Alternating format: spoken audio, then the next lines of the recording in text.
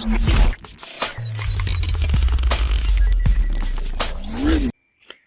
morning, children. Today I brought you a new lesson. Your third lesson from Flamingo Test, Deep Water. It's written by the famous American author, politician and jurist William Douglas. It is his autobiographical revelation of a childhood fear that grasped him deeply. Because of this fear, he couldn't enjoy any water sport because his fear was related with water. And finally, he decided to overcome this fear of water, this phobia. For that, what he did was, he became so determined. He became courageous. And he did hard work. And he became resolute and firm determination.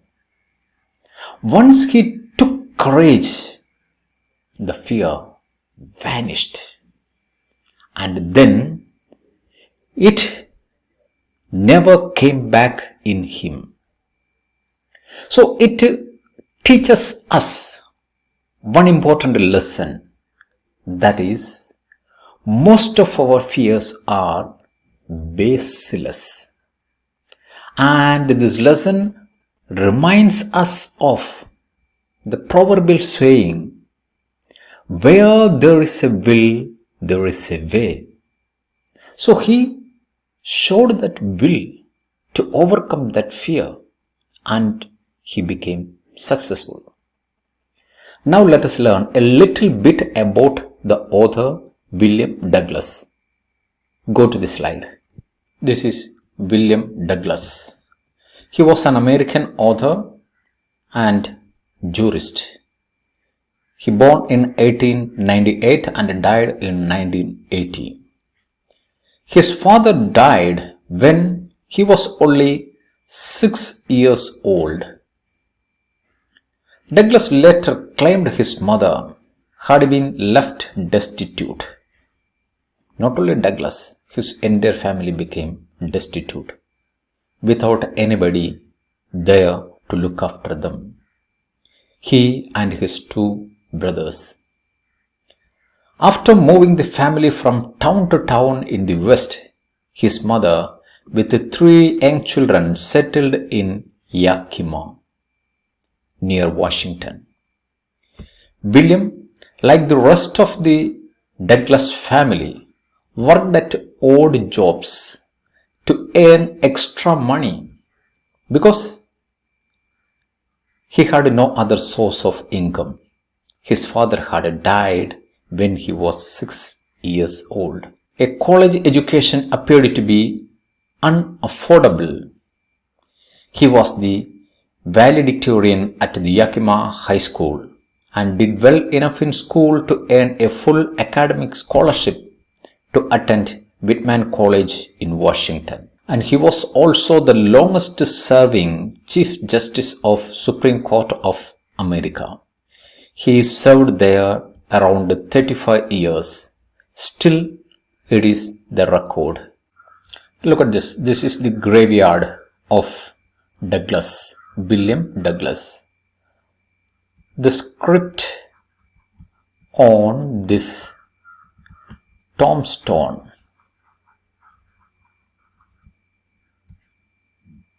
Tombstone is known as epitaph. This epitaph says Douglas, Associate Justice, United States Supreme Court, from April 17, 1939 to November 12, 1975. The longest serving Associate Justice of United States. Come to Deep Water. This excerpt is taken from his book of Men and Mountains. Come to the story. It had happened when I was 10 or 11 years old. I had a desire to learn to swim. There was a pool at the YMCA in Yakima. YMCA is Young Men Christian Association, a nearby club. and he decided to go there and learn swimming. That offered exactly the opportunity. Yakima River was treacherous. In those days, the Yakima River was very treacherous. Treacherous means very dangerous. So, he decided to go to the YMCA pool to learn swimming. Mother continuously warned against it. Against it means the Yakima River. I will show you the Yakima River. Look at this picture. This is one part of the Yakima River that flows in America. His mother warned against it, warned against the Yakima River, and kept fresh in mind the details of each drowning in the river. And she reminded him of each drowning that happened in the Yakima River. So he never went to the river to learn swimming. But the YMCA pool was safe. It was only 2 or 3 feet deep in the shallow end. The shallow end means where there is little depth.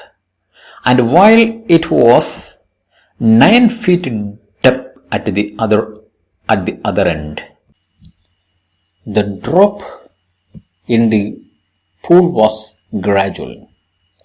At the shallow end, it has only 4 feet. 4 feet at the shallow end, and when it comes at the deep end, it is 9 feet. So the drop is gradual like this. 9 feet. And I got a pair of water wings to learn swimming. To learn swimming, he got 2 water wings. I will show you the picture of water wings. Look at this child. He is with the water wings. This is water wings. So I got a pair of water wings and went to the pool. I hated to walk naked into it and show my skinny legs. He was so thin and he was shy of showing his skinny legs. But I subdued my pride and did it. But he is subdued. Subdued here means overcame. He overcame that shyness and he did it. Finally, he went to learn the swimming. Next paragraph. From the beginning, however, I had an aversion to the water. Aversion means a dislike.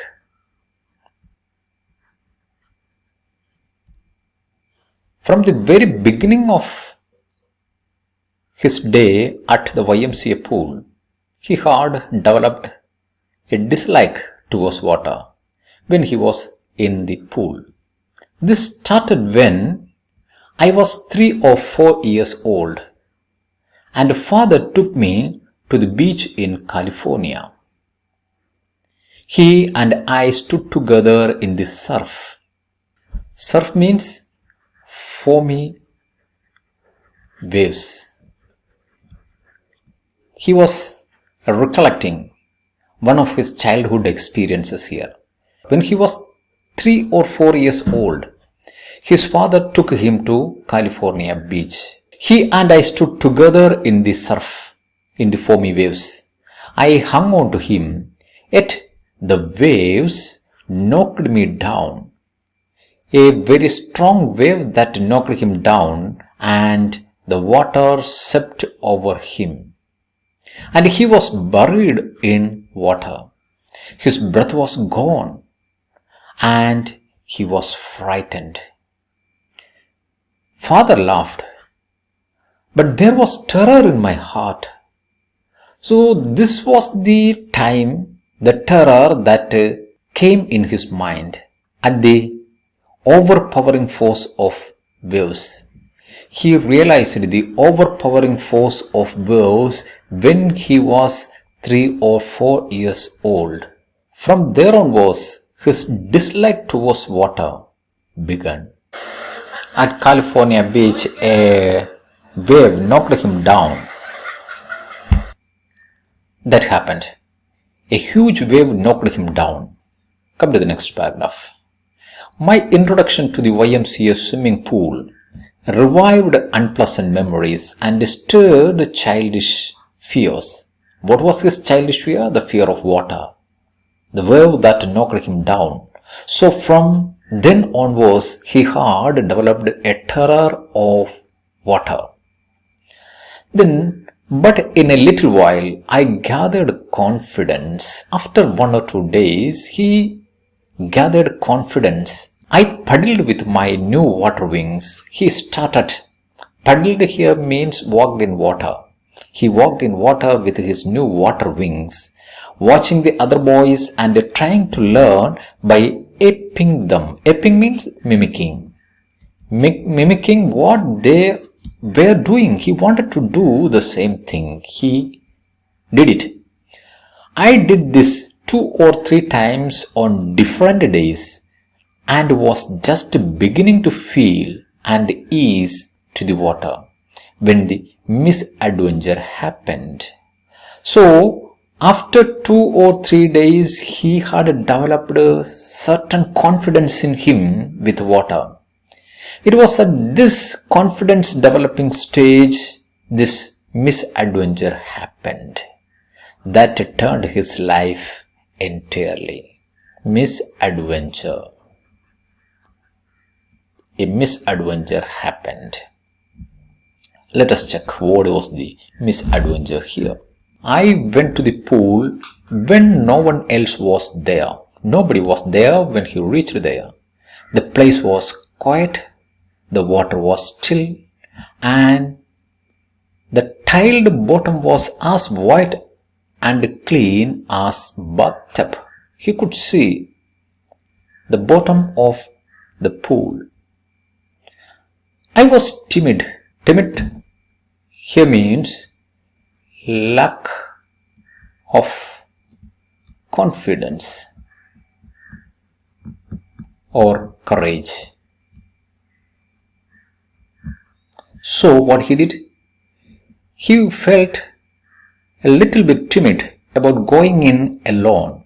So he sat down at the side of the pool to wait for others to come, because he was a little bit timid of going alone into the water. So he sat down and waited there for others to come. I had not been there for long when in came a big bruiser of a boy. Bruiser means a physically well-built boy came there. Probably he was 18 years old. He had thick hair on his chest and he was beautiful physical specimen. He was strong enough to do any bullying, and with legs and arms that showed rippling muscles, he was called the physical specimen. Rippling muscles over his legs and arms. He yelled, "Hi skinny, how would you like to be ducked?" Yelling this, he tossed the narrator into the water. He tossed him into the water. He tossed him into the water. With that, he picked me up and tossed me into the deep end. I landed in a sitting position, swallowed water. He drank enough water and went at once to the bottom. He started going down the deep end of the pool. I was frightened, but not yet frightened out of my wits. Yes, he was frightened, but he had his wits, conscience. He was rational. On the way down, I planned. He thought about what could be done. When my feet hit the bottom, I would make a big jump. That was his plan. He planned when his feet that would touch at the bottom of the pool, he would make a spring towards the top of the pool, came to the surface, lie flat on it, and paddle to the edge of the pool. Paddle here means to propel. To propel with his hands and legs as he could. That was his plan. It seemed a long way down. Those 9 feet were like 90. And before I touched the bottom, my lungs were ready to burst. But when my feet hit bottom, I summoned all my strength and made what I thought was a great spring upwards. So that was his plan. But when he started going downward, the 9 feet, he felt it as 90. It is generally said that at the time of adversity, time moves at snail pace. So he felt that here. He went down to the pool very slowly. That 9 feet he felt as 90. I imagined I would bob to the surface like a cock. Bob means jump vertically. A vertical spring. He could make a hop. He could make. That was his plan. And came up to the surface like a cock. Instead, I came up slowly. I opened my eyes and saw nothing but water.